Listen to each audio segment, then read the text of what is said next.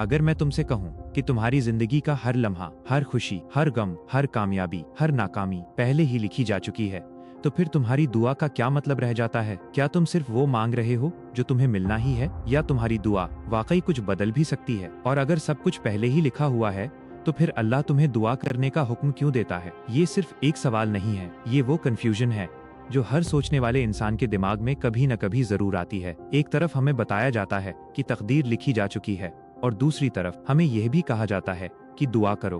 तो क्या ये दोनों बातें एक दूसरे के खिलाफ हैं? अगर सब कुछ फिक्स्ड है तो दुआ करने का क्या फायदा है? और अगर दुआ सब कुछ बदल सकती है तो फिर तकदीर का कॉन्सेप्ट क्या हुआ?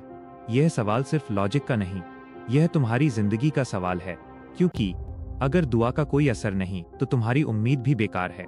कुरान इस कंफ्यूजन को सीधे एड्रेस करता है।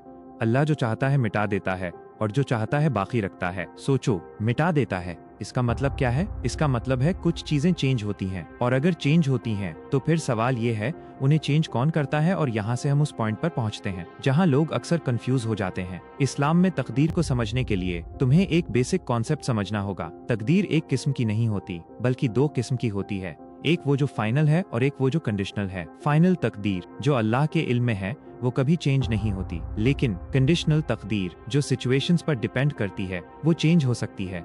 मान लो एक इंसान बीमार है, एक पॉसिबिलिटी ये है कि वो ठीक हो जाए, दूसरी ये कि वो और बीमार हो जाए।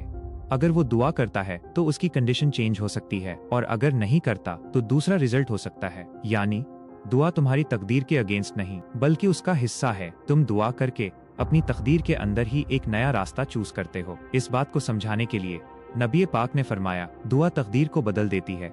अब यहाँ सबसे इम्पोर्टेंट सवाल आता है, अगर अल्लाह को पहले ही पता है तो फिर चेंज का क्या मतलब? अल्लाह को पहले ही पता होता है कि तुम दुआ करोगे या नहीं, और उसके बेसिस पर क्या आउटकम होगा। यानी अल्लाह के इल्म में कोई चेंज नहीं होता, लेकिन तुम्हारी जिंदगी में चेंज होता है।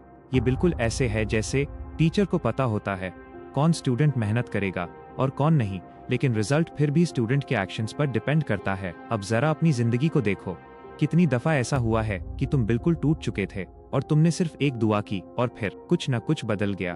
और शायद तुम्हें याद हो, हमने अपनी पिछली वीडियो में ये डिस्कस किया था कि यह पूरी कायनात रैंडम नहीं बल्कि एक परफेक्ट डिजाइन का हिस्सा है।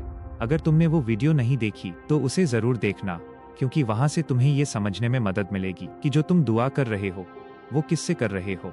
अब वापस आते हैं तुम्हारी दुआ की तरफ। दुआ सिर्फ लफ्जों का नाम नहीं है, ये एक कनेक्शन है।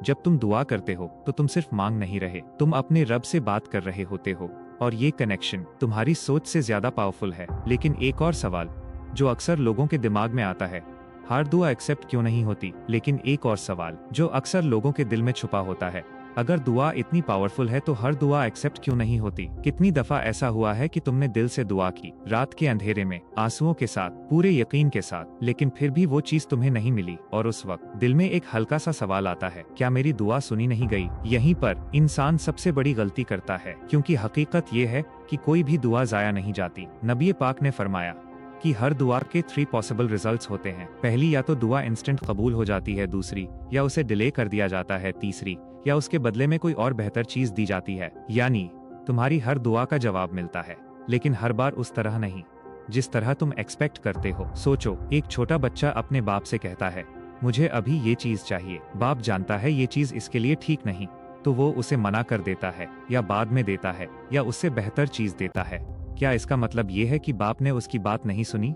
नहीं, बल्कि उसने ज्यादा बेहतर फैसला किया। बिल्कुल इसी तरह अल्लाह तुम्हारी हर दुआ सुनता है, लेकिन वो तुम्हें वही देता है जो तुम्हारे लिए बेहतर होता है। और ये बात समझने के बाद इंसान की दुआ बदल जाती है। पहले वो सिर्फ मांगता था, अब वह ट्रस्ट करता है। पहले वह कहता था, या अल्लाह मुझे ये दे दे, अब वो कहता है, या अल्लाह जो मेरे लिए बेहतर है वो दे। और यहीं से दुआ सिर्फ डिमांड नहीं रहती, इबादत बन जाती है। तुम जब दुआ करते हो तो तुम अपनी कमजोरी एक्सेप्ट करते हो, और जब तुम अपनी कमजोरी एक्सेप्ट करते हो तभी तुम अल्लाह की कुदरत को समझ पाते हो। ये पूरी कायनात, यह सिस्टम, ये परफेक्ट बैलेंस जो हमने पिछली वीडियो में डिस्कस किया था, लिंक डिस्क्रिप्शन में है। ये सब उसी रब का निजाम है जिसके सामने तुम हाथ उठाते हो। अब सोचो, जब तुम दुआ करते हो तो तुम किससे बात कर रहे हो? वो जो तुम्हारी हर बात सुन रहा है, वो जो तुम्हारे दिल के हाल को जानता है, वो जो तुम्हारी आवाज से पहले तुम्हारी नीयत को समझ लेता है। और फिर भी तुम कभी कभी सोचते हो कि मेरी दुआ सुनी नहीं गई। शायद मसला दुआ का नहीं, तुम्हारी समझ का है। दुआ तकदीर को बदलती है, लेकिन सिर्फ रिजल्ट नहीं, इंसान को भी बदलती है। कभी कभी अल्लाह तुम्हारी दुआ इसलिए डिले करता है ताकि तुम उसके करीब आ जाओ, क्योंकि जब तुम टूटते हो तभी तुम सच में उसे पुकारते हो। तो अगली बार जब तुम दुआ करो, सिर्फ लफ्जों से नहीं, यकीन के साथ करो।